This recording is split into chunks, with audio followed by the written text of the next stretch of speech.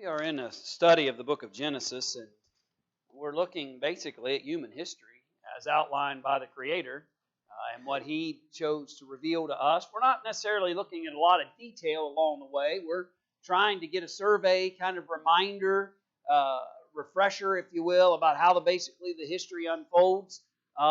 First 12 chapters of the book of Genesis cover almost nearly 2,000 years, and so you think about that, and God doesn't give us a lot of detail about what happened in those first 2,000 years. We have some basic understanding. We get the most important thing, I suppose, in some senses, is in the beginning, God created the heavens and the earth. And so you get the right beginning point. And so you begin to understand those things. And so as you progress through, you see sin enter the picture pretty quickly. Cain and Abel then have their issues. You fast forward and you end up with Noah, and the imaginations of the world has gone sinful. Spared through Noah and his family. You've got that issue at the Tower of Babel where men try to kind of unite themselves all together in opposition to God in many senses, and God stops that by confusing the languages. Then who comes on the scene in Genesis chapter 12? That's Abraham, right? And so Abraham comes on the scene.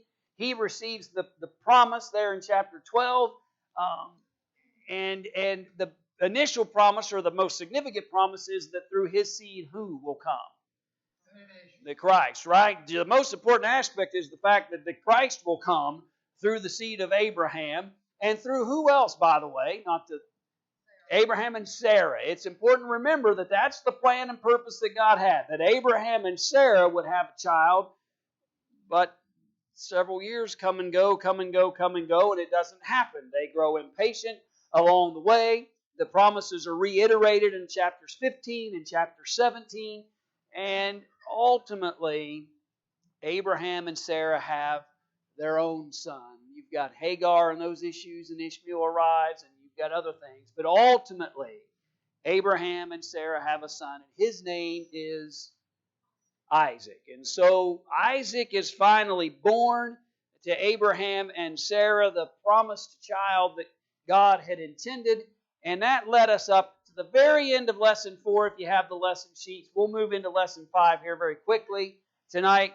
But at the very end of Lesson 4, what do we need to deal with before we can kind of move on into history? What happens between Abraham, Isaac, and God? Okay, so Abraham is challenged to sacrifice the child of promise. You think about that. Now, you go over into the Hebrew letter and you'll find out that Abraham, at least the description that the Hebrew writer gives, Abraham, as he approaches this sacrifice, as he approaches the idea of sacrificing his son, in the back of his mind, what does he have? The idea that, okay, so if I fulfill what God's asking of me, I'm going to do what God has required. God can raise him from the dead, because Abraham is still trusting in the promises. And I want us to make sure we understand that, because that's really the key to the historical narrative as you move forward, about whether or not each one, as they come and go, will rely upon and trust in the promises. And God's not going to back away from those promises. He's not going to change his mindset about those promises. And so you're going to see Isaac struggle a little. You're going to see who's next. Jacob. So you're going to see Jacob struggle eventually here. But here we are in Genesis chapter 22, and we see Abraham and Isaac in this situation where God has challenged Abraham to go and sacrifice his son. So that's the abridged of the abridged versions as we've been going through this survey to catch us where we are. So it comes to pass in verse 1 of chapter 22, after these things, after kind of all those things we just talked about, that God did tempt Abraham, or challenged Abraham, and said unto him, Abraham, and he said, Behold, here I am. And he said, Take now thy son, thine only son Isaac, whom thou lovest, and get thee into the land of Moriah, and offer him there for a burnt offering upon one of the mountains, which I will tell thee of. Abraham rose up early in the morning, saddled his donkey, took 2 of his young men with him, and Isaac his son, clove the wood for the burnt offering, and rose up and went unto the place of which God had told him. Then on the third day, Abraham lifted up his eyes and saw the place afar off. And Abraham said unto his young men, Abide ye here with the donkey, and I and the lad will go yonder and worship. And what? This is so significant in this narrative.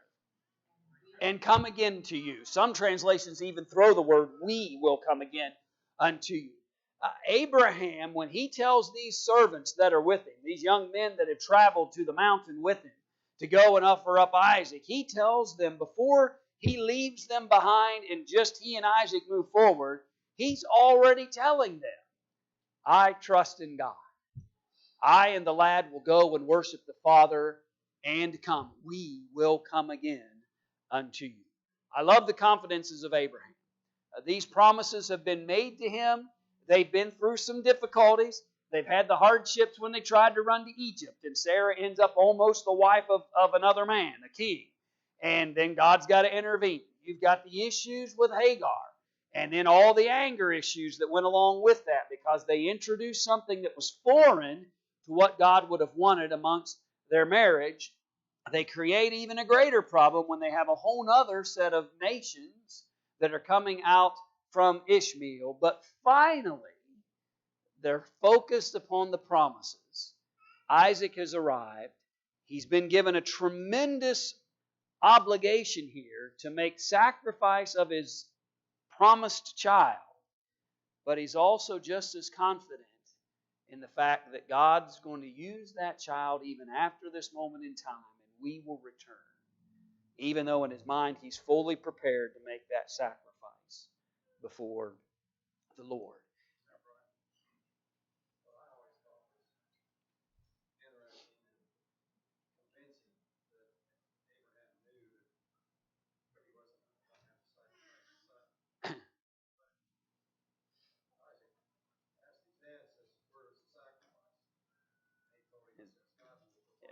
And so he understands early on that this is not the end. He may not fully understand. Is he going to raise him from the dead? Where's this other sacrifice going to come? What is that other sacrifice going to be? Those details may not be completely revealed yet to Abraham. But he's confident that the promises of God are going to continue in whatever form or fashion God's able to make them happen. It's really a great lesson of Abraham's confidence. But what's interesting is, go back to the earlier part of the text, and I know it's a weird word because we struggle with that word tempt sometimes. That word can also mean test. God doesn't tempt men with what? With evil and sin, right? God's not going to tempt somebody to try to lure them in and entice them to do something sinful, but He will test man. He will put man through the fire and allow man's faith to be challenged to see whether it can be purified and made even stronger and better on the other side. And He let that happen here with Abraham. This isn't about God. This is about Abraham. You're going to become the father of the faithful. You're going to become the father of this great nation that's going to come forth. You're going to be the originator of a promise that brings ultimately the redemption of mankind. One final test, if you will, or one strong test, if you will, to see how dedicated Abraham is to this purpose and plan. And he wins that victoriously. He's willing to offer up his son. How's it stop? Who's present there with them? Angel appears, stops Abraham, and then they hear what? Right over in the thing. And so he's able there. Oh, there's the sacrifice that God really intends for me to perform in this scene. And so this great moment of great faith and fortitude in the mind of Abraham and his willingness to sacrifice Isaac, though God stops him and doesn't force him to complete that task. Yes, go ahead.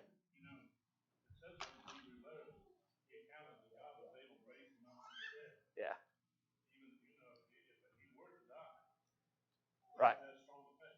And that didn't concern him because he knew God could fix whatever it was that he was going to challenge him to do. And so it's the confidence of Abraham's willingness to obey whatever the command was is also steeped strongly in his understanding what the promises were. And I think that's an aspect. Some folks may look at this scene and go, how horrendous that God would even think about asking Abraham to do such a thing. Well, you might also note that God would also know the outcome, but also note that God recognizes the kind of character of Abraham and his convictions about the promises that he made. Yeah. Well, yeah. I don't know that I'd take many more wagon trips, and with just wood, right?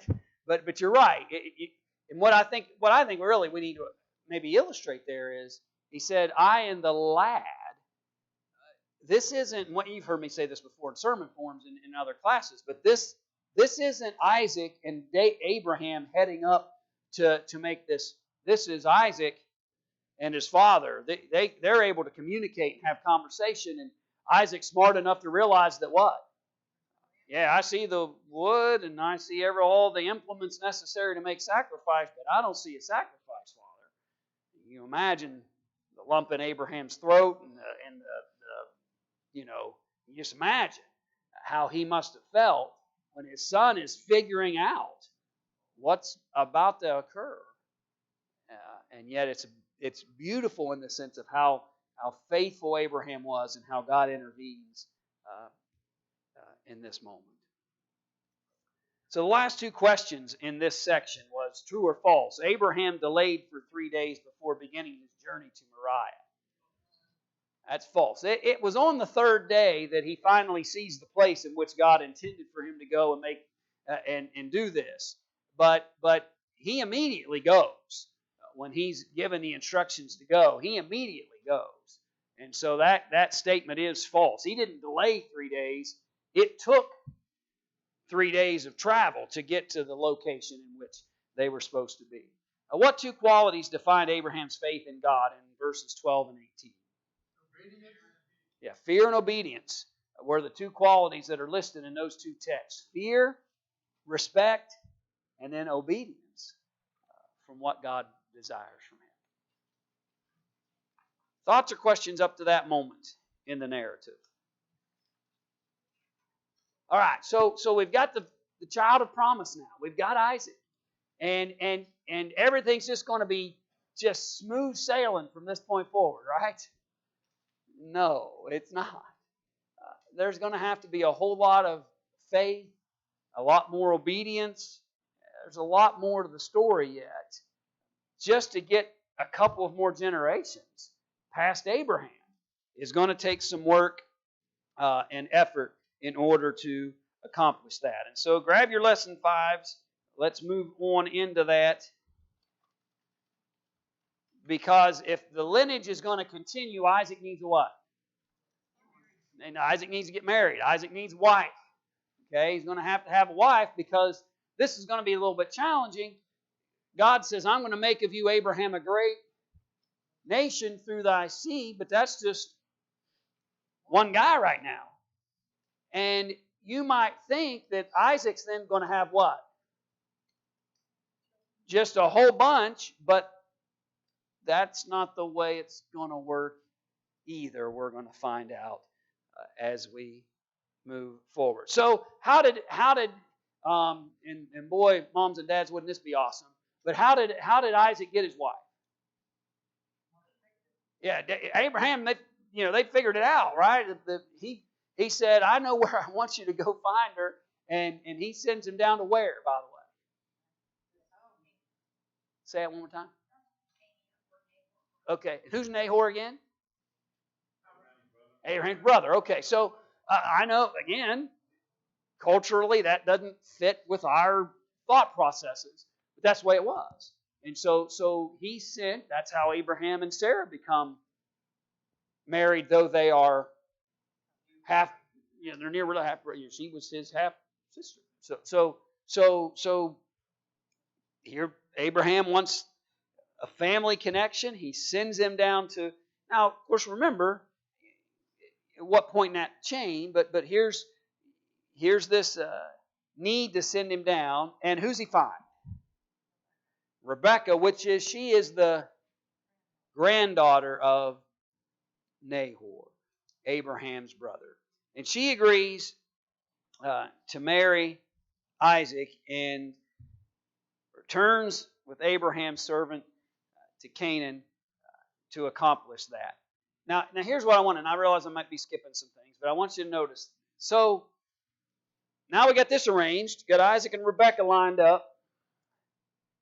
But what happens for the first 20 years? She didn't have any children. Here we go again. Right?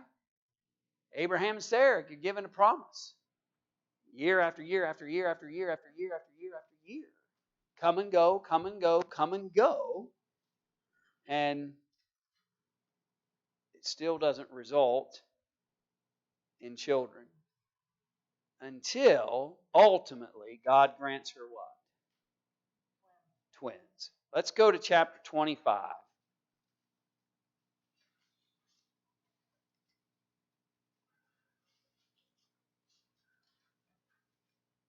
And let's pick up about verse 22. Look. Chapter 25, verse 22. So the children, these twins, struggled together within her. Now, mothers, you can do this better than I can. Because there's a motherly instinct, I think, that's within you that maybe I can't tune into. But did you have probably some very early on understandings of your children and the kinds of thought processes they would have and the kinds of behaviors they would have and the kinds of things? So do you think that she understands here when these two children are wrestling where? In the womb. You can only imagine what she's figuring's coming when they are out of the womb. These folks, these two children, these sons, are struggling even within her. And she said, if it be so, why am I thus? And she went to inquire of the Lord. And the Lord said unto her, 2 nations are in thy womb, and 2 manner of people shall be separated from thy bowels. The one people shall be stronger than the other people, and the elder shall serve the younger. Is that common in that culture? No, it is not common that's right. It's not common for the older one to be serving the younger. It's usually the reverse. It's usually the other way around. The younger serving the older. But the stage is already set for the flipping of the roles between who? Jacob and Esau. That stage is set before they're born. The challenge and difficulties between those two brothers is established in the womb as they wrestle there and they wrestle with one another outside of the womb when they're born, and ultimately the younger taking precedent over the older. When it was time for them to be born, behold, there were twins in her womb, and the first came out red all over like an hairy garment.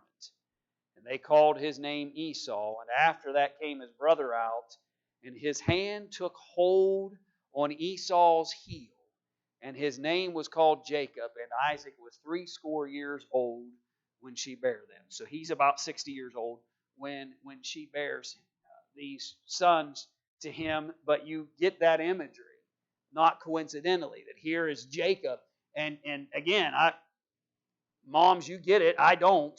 But can you imagine a birth, and you've got, number one, the challenge of birthing twins, and they're coming one right after the other, with the one got a hold of the foot of the first. You can only imagine the struggle of that signifies the struggles these two brothers are going to have, and the differences between them. It's interesting. They grew. I don't know whether I ever noticed this, by the way, or not, but the boys grew. Esau was a cunning hunter, a man of the field. So you would think of him kind of as, this rugged, man's man, if you will, if I'm allowed to say it that way. And Jacob was this plain man, dwelt in tents.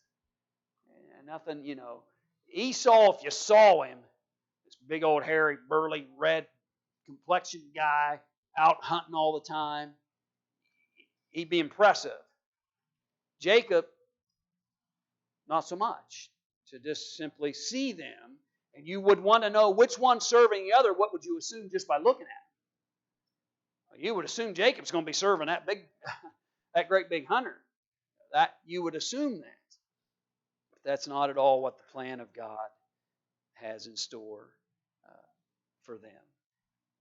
Go into your questions real quick then and note a couple of things that the writer of the workbook asks. So how did Abraham describe God there in chapter 24 and verse 7, though I didn't read it to you? He's the God of what? He's the God of heaven who took Abraham from his original state and condition and brought him in to these promises, is the description found there. True or false? Rebekah's family had a faith in God similar to Abraham's. I believe that's true. Let's look at it just so I can clarify. But go and look at chapter 24. Again, I didn't take the time because we had the question coming to look at that section. But look at chapter 24 and verse 50 and look at the language. Then Laban and Bethuel answered and said, the thing proceedeth from the Lord. We cannot speak unto thee bad or good. Behold, Rebekah is before thee. Take her and go and let her be thy master's son's wife, as the Lord hath spoken. I think the context would seem to imply that there are people that have enough faith and conviction about them that they're convinced this is the Lord's will, and we're not fighting it. It may not be their will to send their daughter down there to marry Isaac, but they understand it's the Lord's will and the Lord's command, learned from Abraham, and they respect that. And so I simply answered, it is true that they do have a level of faith similar to Abraham's faith, simply from the idea that they showed respect to the Lord's will when it came to sending Rebekah. And that's why I answered it that way. God chose Jacob before or after birth to inherit the promises of Abraham and Isaac. That happened before. That's right. That happened before. And we read that context together just a little while ago. So when you move into chapter 26, then what happens? What gets confirmed there? Okay, the promises and the blessings that now are going to be bestowed upon Isaac, right? And so this promise that was made to Abraham, started in Genesis chapter 12, repeated in Genesis chapter 15, repeated in Genesis chapter 17 as it relates to Abraham and Sarah. God's not done with this series of promise. And so He wants to make sure that the child of promise understands that it has now been bestowed upon him. And the same responsibilities and obligations to fulfill the purposes of God moving forward are now resting on the shoulders of Isaac, just as they were upon Abraham in the past. Go with me to chapter 26. Let's look at the first few verses of Genesis chapter 26, verse 1. So there was a famine in the land beside the first famine that was in the days of Abraham. And Isaac went unto Abimelech, king of the Philistines, unto Gerar, and the Lord appeared unto him, and said, Go not down into Egypt, dwell in the land which I shall tell thee of. Sojourn in this land, and I will be with thee. I'll bless thee. For unto thee and unto thy seed I will give all these countries, and I will perform the oath which I swear unto Abraham thy father. And I will make thy seed to multiply as the stars of heaven, and will give unto thy seed all these countries. And in thy seed shall all the nations of the earth be blessed. Because that Abraham obeyed my voice and kept my charge, my commandments, my statutes, and my laws. Now, two basic principles I think we need to gain from this. The first is the promises have now been reiterated multiple times, but this time bestowed upon Isaac. But in some senses bestowed upon Isaac because of whom? Because of Abraham. Notice verse 5, and when he said that. Not because Isaac, you're the same man as your father. And Jacob won't be nearly what his father was before him either. And the promises are going to be reiterated in the same way to Jacob. But he tells to Isaac, listen, you stay put. You listen to me. Let me guide you, because I intend to bless you. I made promises to your father, and I'm keeping them. And you're part of that path. And so my commandments and my statutes and my laws, you need to obey them just like your father did. But I'm staying the course because of the conduct of Abraham as it relates to that. Now, here's what's interesting. I don't want to spend a lot of time with it, but I just want you to notice it if you haven't ever noticed it before. So he goes into this place called Gerar, and the men of the place asked him of his wife, and he said, here we go again. Right? Here we go again. Now, a little different, right? Because remember, who is she technically? Yeah, she's the granddaughter of Nahor. And so there's a connection, not what we would typically call sister, but the way they interpreted, if you will, or referred to family members different. But the simple point I want you to note is his fear kicks in just like Abraham's did. He's concerned what's going to happen if I say that's my wife, what's going to happen to the both of us. So he makes something up again here as it relates to these things. And so it's amazing that like father, like son, they both end up in a concerning moment relating to their wife, and they use the same story, which you can't help but wonder. Did Abraham and Isaac ever sit down and have a conversation about what had happened? My human mind says there's no way they didn't have a conversation about that, right?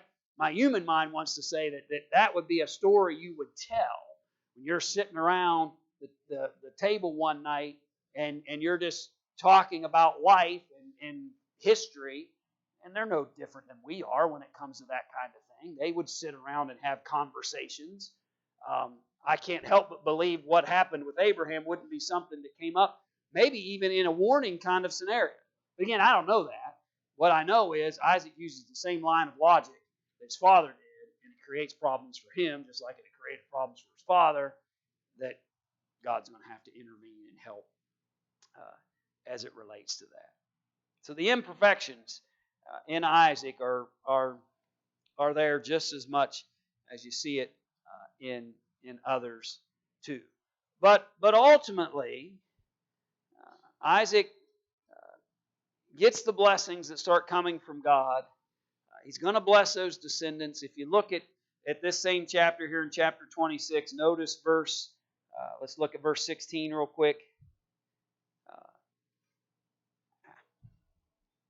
So in verse 16, Abimelech said unto Isaac, Go from us, for thou art much mightier than we. And so he already recognizes Isaac's power and ability is stronger, so just go. Move along. Don't want any trouble here. Verse 22, he removed from thence, digged another well, and for that they strove not, and he called the name of it Rehoboth, and he said, For now the Lord hath made room for us, and we shall be fruitful in the land. And went up from thence to Beersheba, the Lord appeared unto him the same night, and said, I am the God of Abraham thy father, fear not, for I am with thee, and I will bless thee, and multiply thy seed for my servant Abraham's sake. There's that repeated promise. Because of Abraham, you're going to be blessed, Isaac. Behave yourself. I think that's paraphrased Brian Price translation, but that's what he said. God's saying to Isaac, listen, behave. Listen to me. Follow my instructions. Follow the commands. I've already guaranteed you the blessings. Your father Abraham has already done what was necessary to sustain and be sure that these blessings are fulfilled. Stop it. Do what's right. Because I'm going to bring the blessings to you because of your father. And Isaac seems to begin to understand that a little better at this stage. So what did Abraham do to cause God to establish his covenant with him? That's question 4. Yeah, he kept his commands. He obeyed him. And God promised to bless Isaac for my servant Abraham's sake. And it's repeated a couple of different times. So who's next?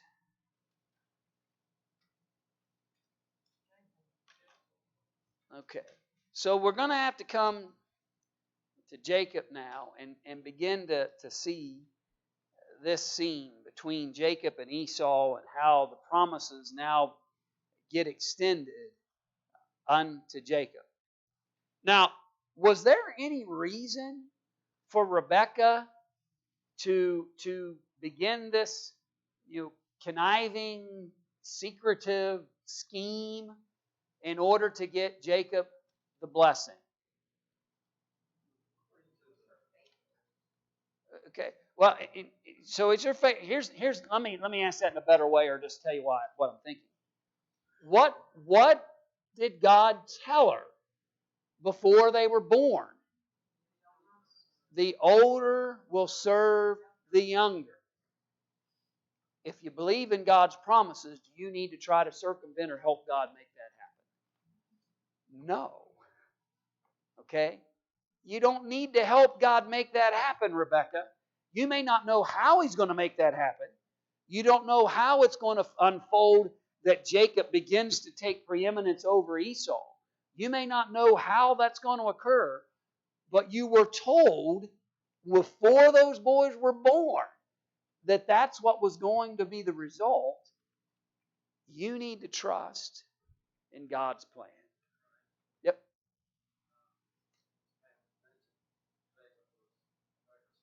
Yeah. Esau, Isaac's.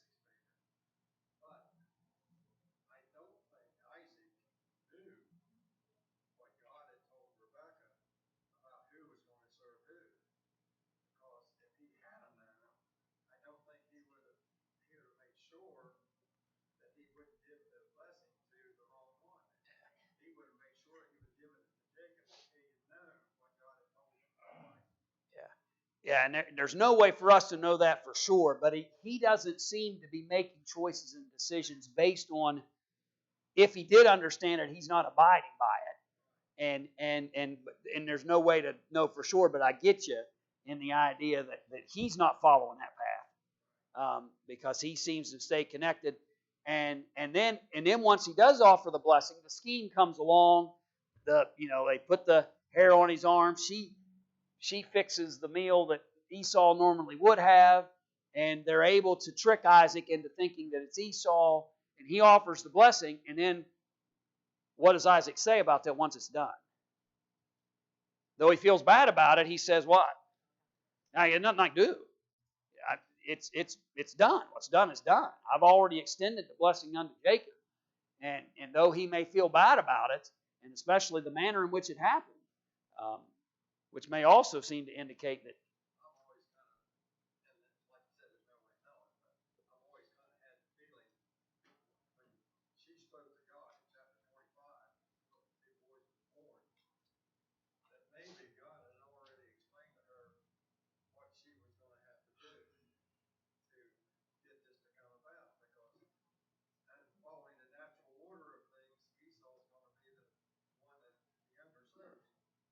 And again, there's no way to know.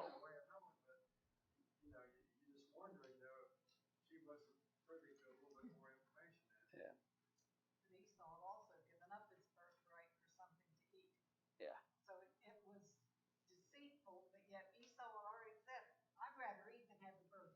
Right.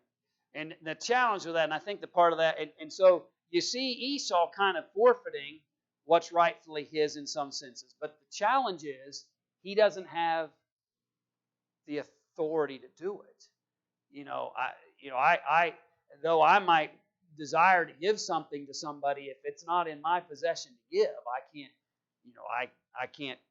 And so that's the challenge with that situation. But you're right, his complaint shouldn't really be there in some ways because he had already relinquished to Jacob. But again, all those scenes begin to unfold.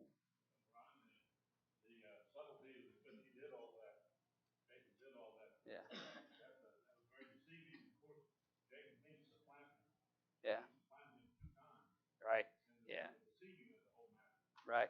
And that eventually will catch up with him.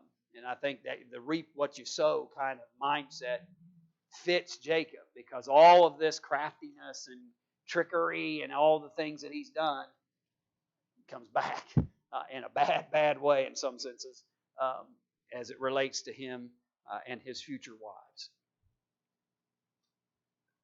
So go to chapter 28.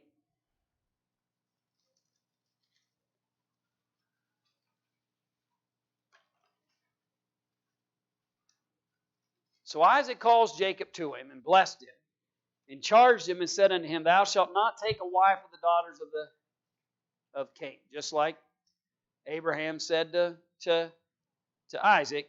Now Isaac saying it to Jacob, Go down to Paddan-aram to the house of Bethuel, thy mother's father, and take thee a wife from thence of the daughters of Laban, thy mother's brother. And God Almighty bless thee, and make thee fruitful and multiply thee, that thou mayest be a multiple of people, and give thee the blessing of Abraham to thee, and to thy seed with thee, that thou mayest inherit the land wherein thou art a stranger, which God gave unto Abraham. And Isaac sent away Jacob, and he went to Paddan-aram unto Laban, son of Bethuel the Syrian, the brother of Rebekah, Jacob's and Esau's mother. And so Isaac gives Jacob these instructions of where he should go in order to get get a wife. And it's interesting. So fast forward your mind for a minute historically, maybe even into New Testament times. And when they spoke of God and the fathers in the same breath, they would generally say God, the father of Abraham, Isaac, and Jacob. And so really these three, because then once you get to Jacob, then we have what? Finally, right, yeah, that now we're finally kind of exponentially going to grow the nation in multiple kinds of ways. And so when you back the promise up, generally the three they reference is Abraham, Isaac, and Jacob. And so these three are now etched into the human history of not just God's people, but of the history of mankind and all things related to God's purposes as it relates to that. Esau finds that out. He's not real happy, and as you move forward, but eventually both will find an interesting path over the next course of time. So is it true or false that Isaac, this is question 6, is it true or false that Isaac now recognizes that Jacob is to inherit the promise rather than Esau? Did he finally get it? Yes, he finally gets it and begins to understand it, particularly in chapter 28, verses 1 through 4 that we just read. It's obvious at that point, okay, no change in this. Isaac's going to receive the blessing. How does God identify himself to Jacob? God of Abraham and Isaac. And then ultimately we'll hear all three of those names referenced when you deal with them. And then as Jacob leaves the land, what does God promise him?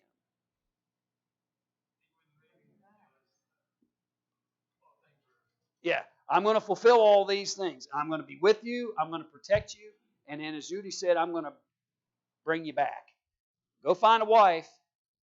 Plan's got to continue. But I don't intend to leave you there. I intend to bring you back into the promised land and fulfill the promises that were intended all along. And eventually that'll occur in what chapter? You start to see the process anyway. Genesis chapter 31 and then 32, you see him wrestle with God, and we'll get there. But you eventually will see his return. So he goes down to Uncle Laban's house, if you will. And does he find somebody that he's interested in? Okay, so this is slightly different maybe, but he goes, this time at least there's some partial choosing. And it seems that both he and whom? Rachel are receptive to the idea that they're going to get married. But difficulties are going to arrive as it relates to that. Go to chapter 29 and go towards the end of the chapter, about verse 31. And then we'll look here and then we'll move into chapter 30 as well, just to get this history.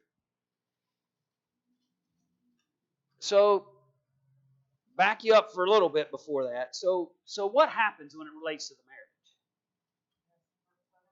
Okay, so if you want it, you're going to have to work 7 years. So he does that. And so it's time for me to get Rachel. And then,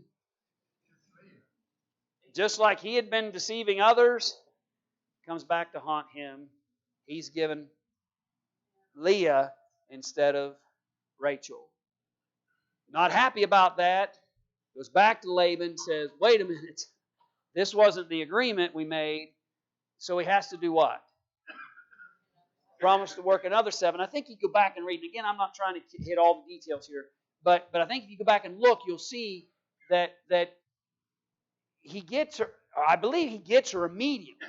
So he works for 7 years, tricked into getting Leah instead, goes and complains, immediately gets Rachel, but he has to stay for 7 years to be able to have her as well.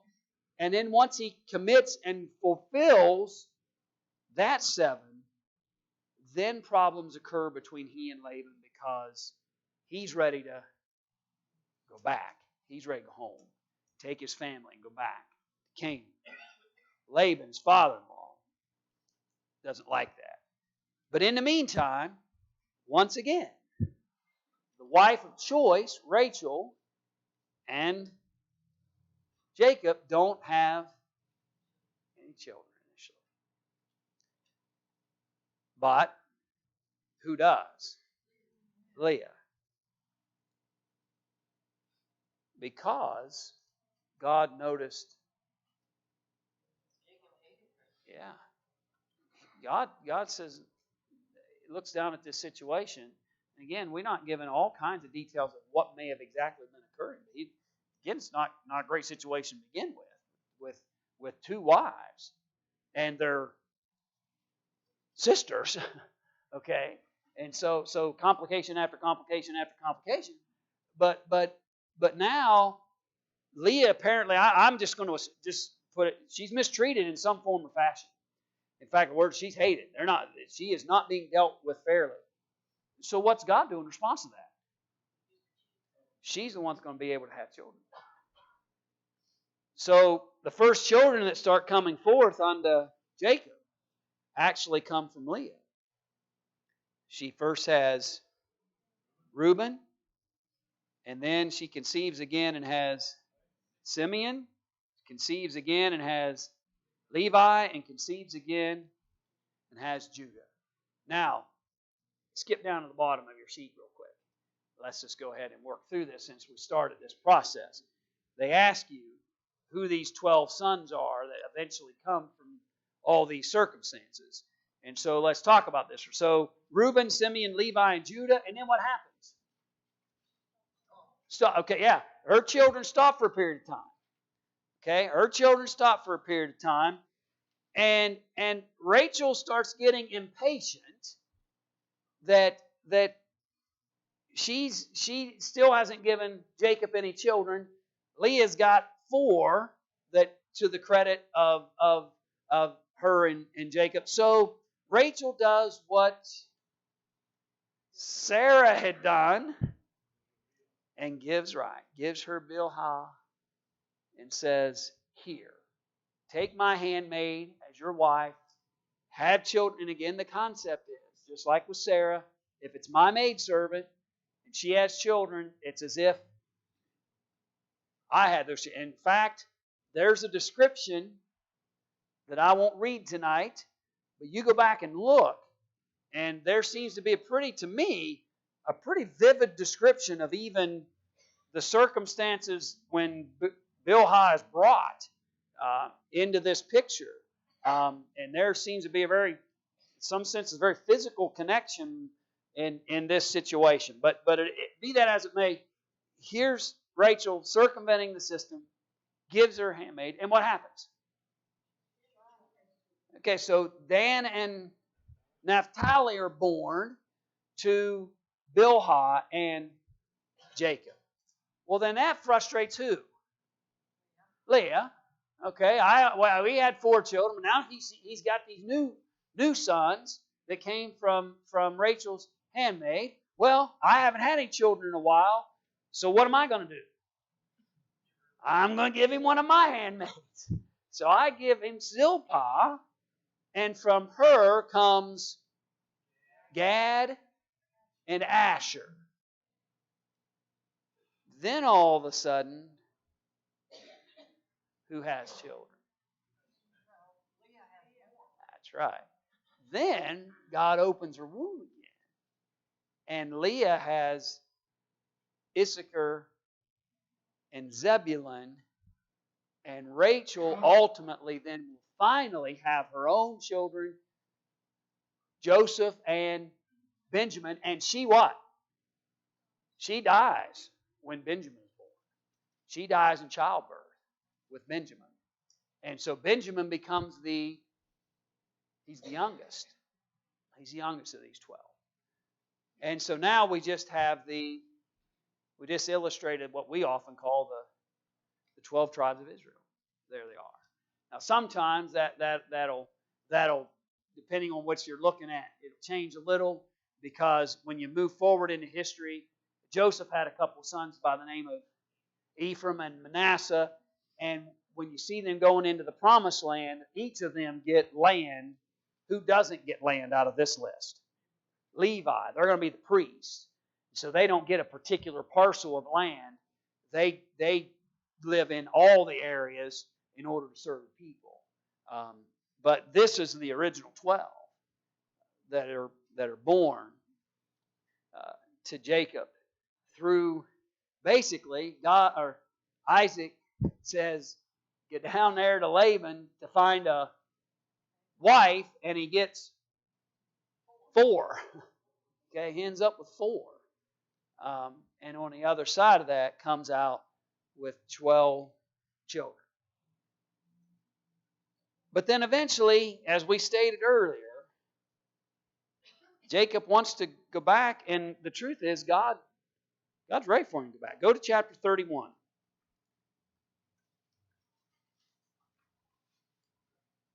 And notice verse 3. And the Lord said unto Jacob, return unto the land of thy fathers and to thy kindred, and I will be with thee. It's time to go home. Laban's not real thrilled with him. There's conflict about the success of Jacob's flocks over Laban's flocks, and they even create some testing along the path to kind of, demonstrate that the reason for that is who God is blessing Jacob is the reason for it. And it didn't have anything to do with whether they were, had certain conditions. So here's this situation where the struggle between father-in-law and son-in-law, when he wants to take his 2 daughters and this whole clan of grandchildren, by the way. All 12 of these sons are going to leave. And ultimately, it needs to happen. But Jacob's not done learning lessons. He's going to have to wrestle with who in chapter 32? Okay, literally with an angel, but he's really wrestling with God. He's been wrestling with God all his life in a way God wanted things to be fulfilled. But he'll learn a lesson. He'll be changed, and not just with a limp, but he's going to be changed in what other way? His name. He's going to become known as Israel, which ultimately creates the Israelites, and the reason why we call them that. All right. Tried to finish that, mostly did. I knew we were coming up on the gospel meeting Sunday, so we're going to be till a week and a half.